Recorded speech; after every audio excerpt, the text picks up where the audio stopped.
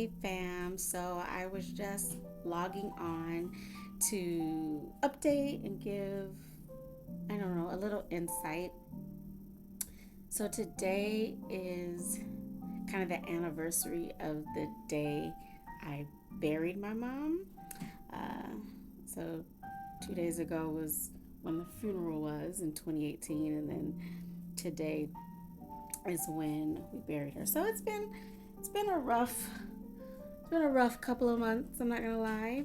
Um 2018, 2023, it's starting to get some years under me, and sometimes the hurt is still as fresh as it was back then. And some people say like, "Oh, well, do you talk to her?" So I don't like talk to her like speaking out loud in human form and like talking to her, but I do feel her presence in some of my decisions, even to pivot into tech. So, I mean, she was one of those who was always up on the new tech, whether it was our first this is going to date me, our first IBM computer with the black screen and the green writing, and you pretty much had to code to like play a video game on the computer.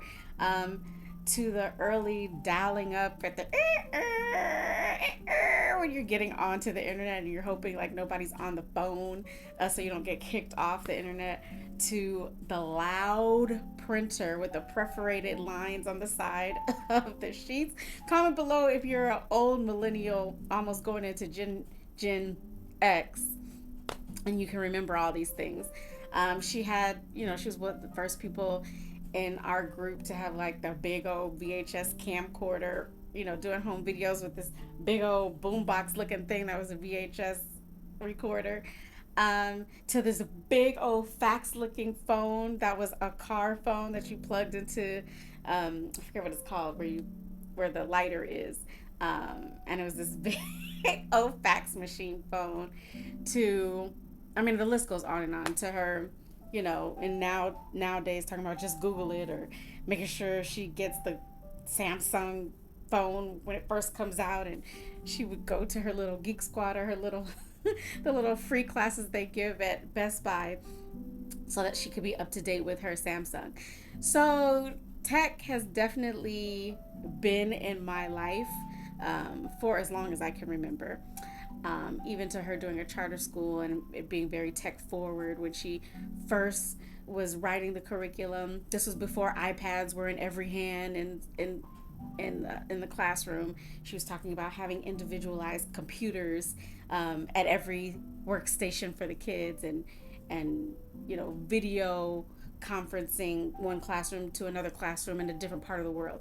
So she was always a forward thinker. She used to sit on futuristic committees when they were talking about building cities and things like that, and how they're more circular, and getting us used to having multiple things that you need in one space, as opposed to like back in her day where like, a department store was where you got clothes, a grocery store is where you got that, and this is where you got that, versus like a Target, or something where you can get a little bit of everything in one spot. Even malls, inside malls. So this was before inside malls, when she was sitting on these committees.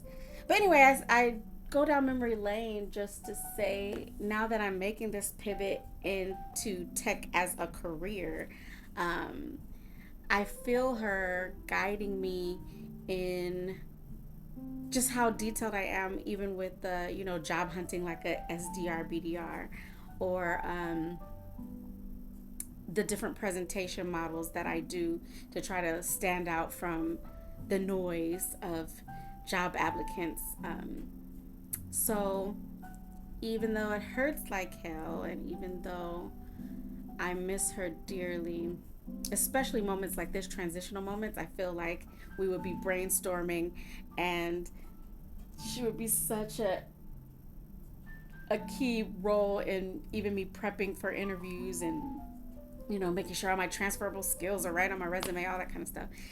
So when I get into the nitty gritty of things and pounding the pavement, that's kind of when I miss her most. And that's kind of when a lot of people miss her, is because she was kind of that guide, or that mentor, or that help you brainstorm, help you take it from thought to reality type of person.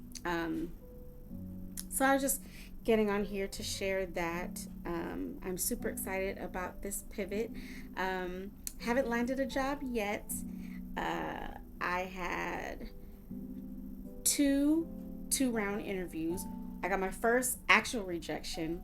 The first one wasn't necessarily a rejection. They said that they jumped into it a little too soon, and the boss wasn't ready to add that role, so she was going to keep me in her files, and when it opens back up she'll reach out to me. She'll be the first person, I'll be the first person she reaches out to.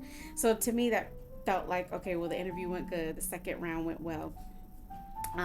So I have a callback and a actual rejection, and then I have a second round interview um, a week from now, from reaching out to people on a conference.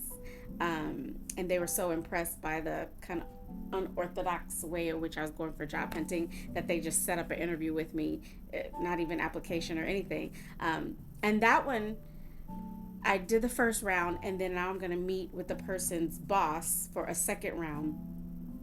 And that's just also to keep in their files because the job position isn't open yet.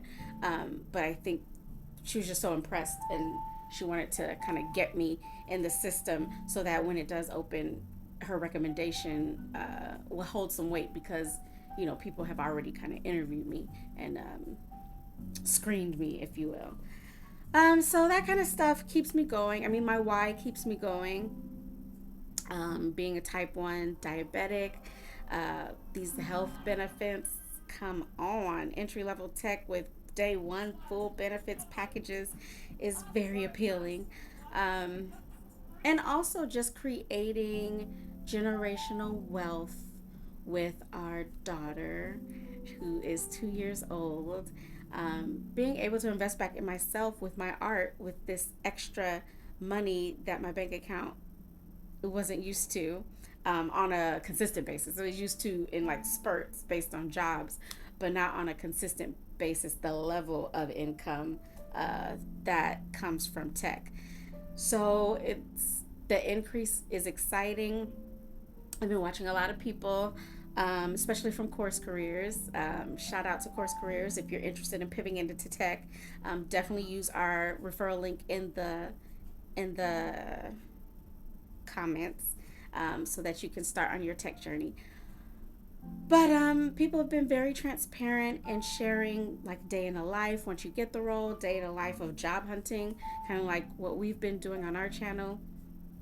And it's been in general a very supportive community, even from being active in the Discord, where people are like, hey, can we hop on a call so we can do these mock interviews, or can someone look at my resume, or even as an affiliate, can somebody check this TikTok out that I posted, or this YouTube that I posted, and give me some notes. And everybody is very forthcoming with constructive criticism. I know my main mantra is uplift one higher than oneself, that I got from one of my professors during my undergrad at UCSC. And that's kind of been my mantra in life. So as we scale up, I'm all about showing other people how we did it so that they could do it, especially all my friends, so we can get this bag together and you know, live out these new things that will allow us to do together.